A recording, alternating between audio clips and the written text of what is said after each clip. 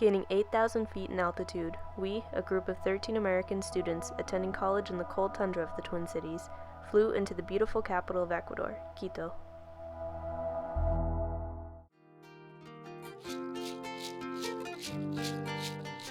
The city lies exactly on the equator, or mitad del mundo, that divides the world into two. This location is appropriate considering the great diversity of the nation.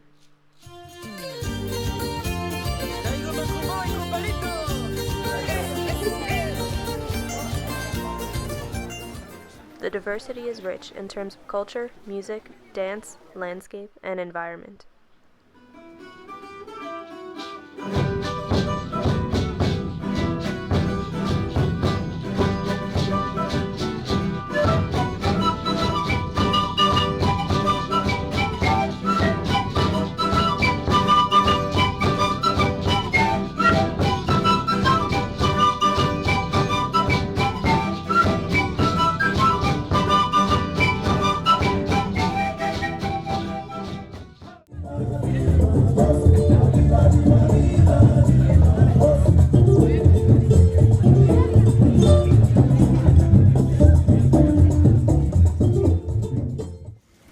Being students, we tried to integrate into the culture as much as possible, joining the locals on a bike ride called Ciclopaseo, an event promoting sustainable transportation where 30 kilometers of road are closed on Sundays for only biking, promoting awareness and protection of Ecuador's biodiversity and environmental health.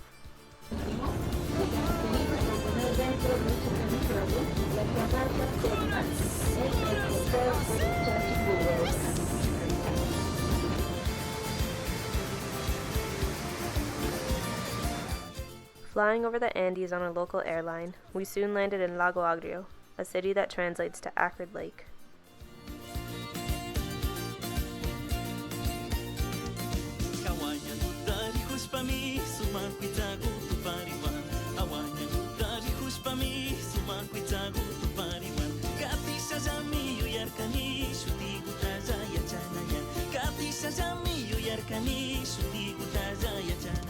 There was an intense yet expected change in temperature and humidity. What I didn't expect was the deep and extensive presence of the oil drilling pipelines throughout the entire city, stretching for miles.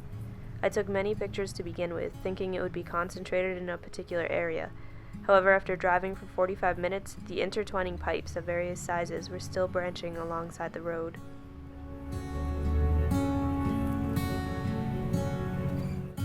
As part of our class, we went on a toxi tour, or tour of an oil drilling site by a local, and began to understand, since we were Americans, what it meant to be from a country promoting the environmental and health destruction in Ecuador, since the U.S. is such a significant importer of foreign oil. China and the U.S. are enormous importers of Ecuadorian oil, and in 2013, the U.S. used almost double the amount of oil as China. The horrifying fact is that the population of the U.S. is 318 million, while the population of China is 1.4 billion. Pollutants and byproducts of oil poured into collecting wells and leached into the ground and surrounding drinking water.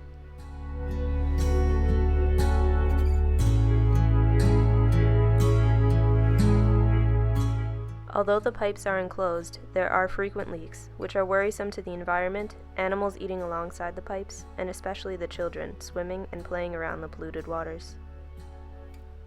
One of the most disturbing things was the eerie whistle that the gas made as it passed through the pipes, and the acrid gasoline smell that would then linger in the air.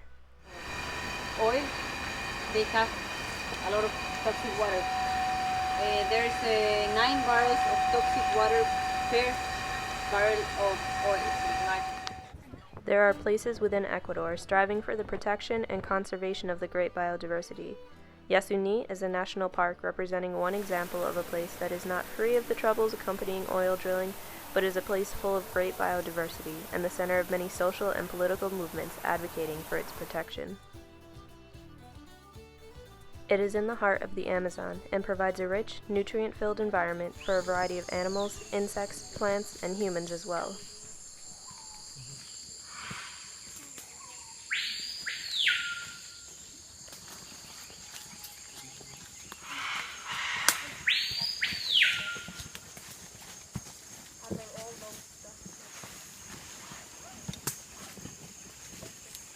the tree frogs. So like 9/10 of it.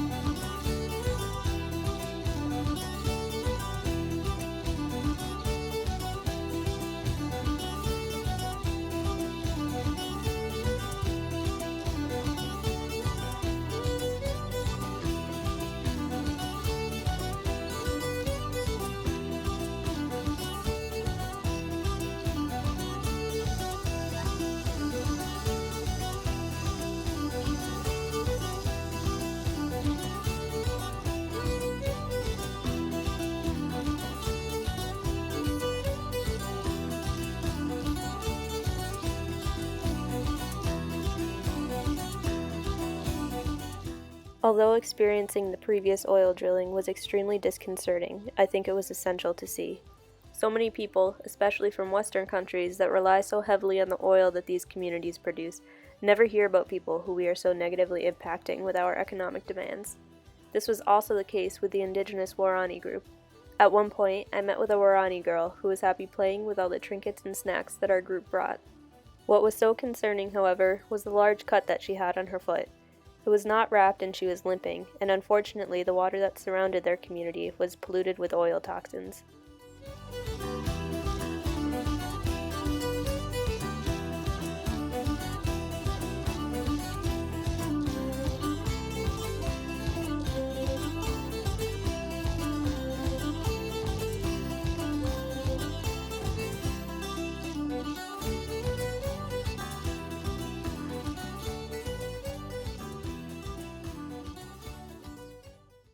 The Warani women that we met, who lived in Yasuni, continue to struggle with the environmental, political, and social impacts of oil drilling, yet they maintain cultural skills such as basket weaving and were willing to meet with us to teach us these traditions.